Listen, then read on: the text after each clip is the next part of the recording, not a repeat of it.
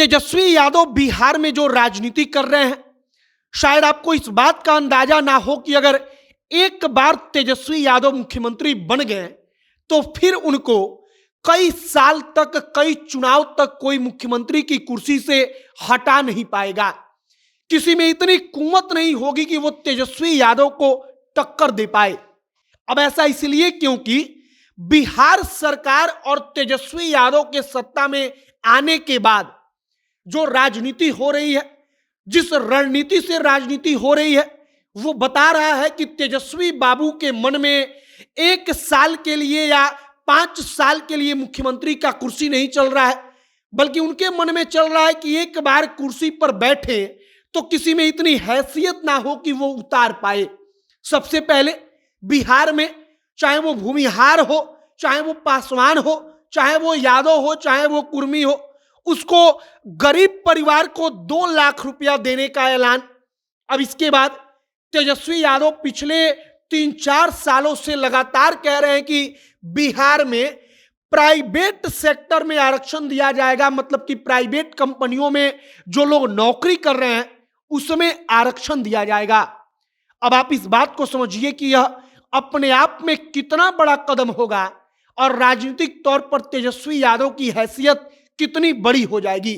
आगे आपको हम सब कुछ बताएंगे कि तेजस्वी क्या दर्शाने की कोशिश कर रहे हैं, और बार बार इस बात को तेजस्वी पिछले कुछ महीनों में हर जगह से दोहरा रहे हैं।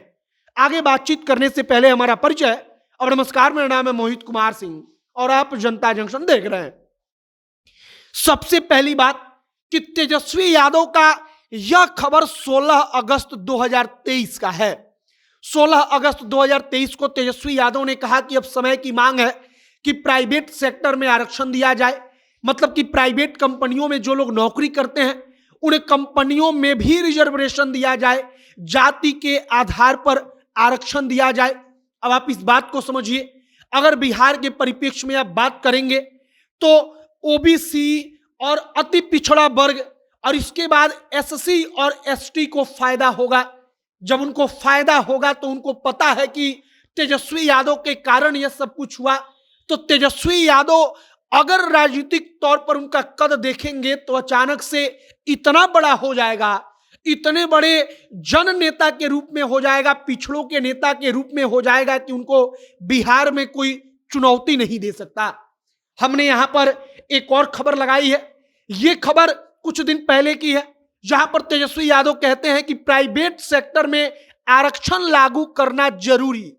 अब जातिगत सर्वे हो चुका है, अब इसके बाद फोकस तेजस्वी यादव का रहेगा कि हम प्राइवेट सेक्टर में आरक्षण दें, और प्राइवेट सेक्टर में आरक्षण देने के बाद गरीब परिवारों को 2-2 लाख रुपया देने का ऐलान करने के बाद अगर तेजस्वी यादव सीएम की कुर्सी पर बैठे और 2-2 लाख रुपया दिया गया, अगर प्राइवेट सेक्टर में आरक्षण दिया गया, तो आप समझिए कि तेजस्वी यादव एक प्रकार से आगे आने वाले कई साल तक अपने आप को बिहार की राजनीति के लिए सबसे बड़ा सुरमा के रूप में स्थापित कर रहे हैं।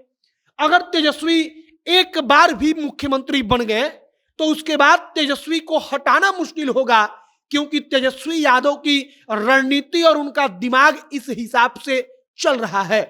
बिहार का समीकरण जो है, सामाजिक समीकरण, जाति का समीकरण, वो ऐसा है कि तेजस्वी यादव की मौजूदा जो रणनीति है उस हिसाब से तेजस्वी यादव के फेवर में है, तेजस्वी यादव के तरफ झुक रहा है, और इतना झुक रहा है कि तेजस्वी यादव को कोई चुनौती तक नहीं दे सकता।